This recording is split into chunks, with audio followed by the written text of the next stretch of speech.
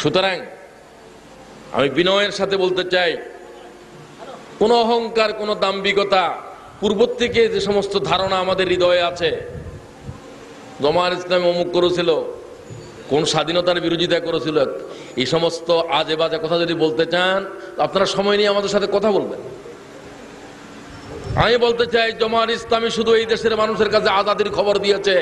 ও এই দেশের জনগণ, জামায়াত ইসলামী ছাড়া অন্য কোন দলের কাছে সুস্পষ্ট আজাদির খবর নাই। তারা গোলামিরে আজাদি কয়, ঠিক কিনা বলেন? কি আজাদি, কি স্বাধীনতা? যতক্ষণ পর্যন্ত মানুষ মানুষের আইনের জাঁতাকলে আছে, এরা কি স্বাধীন? স্বাধীন হচ্ছে আকাশের মুক্ত বিহঙ্গ পাখিগুলো, আল্লাহ ছাড়া যারা কোন জাতের আইন মানে না, ঠিক কিনা বলেন? তারা আজাদ। ওই সাগরের তলদেশের মাছগুলো আজাদ, যারা আল্লাহ ছাড়া কোন জাতের কানুন মানে না, ঠিক কিনা বলেন? জামায়াত ইসলামী সে আজাদির খবর দিচ্ছে। গহীন জঙ্গলের হিংস্র দানব প্রাণীগুলো হচ্ছে আজাদ, এগুলো আল্লাহ ছাড়া কোন জাতের কানুন মানে না, ঠিক কিনা বলেন?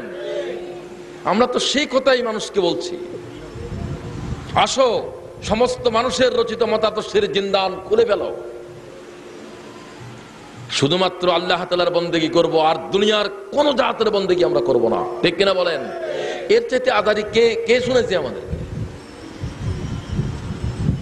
সুতরাং আজাদির নামে আর একটা ভারতীয়, আর একটা অমুক, আর একটা তমুক দেশের গোলামির নাম কি আজাদি?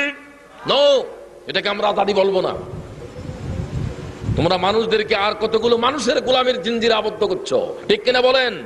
সমস্ত জিঞ্জির আমরা খুলে দিতে চাই। আমরা মানুষকে আজাদ করতে চাই, ভূখণ্ডকে আজাদ করতে চাই। সৈয়দ মওদুদী তাই বলেছিলেন, দেশ এটা ক টুকরা বিভক্ত হবে, 1000 টুকরা হবে না, লাখ টুকরা বিভক্ত হবে, আমার কাছে এটা কোনো প্রশ্ন নয়। তিনি বলছেন, আল্লাহর পৃথিবী এক টুকরা জমিন ছিল, একটা দেশ ছিল, মানব তাকে তার প্রয়োজনে 1000 টুকরা বিভক্ত করেছে, ঠিক কিনা বলেন?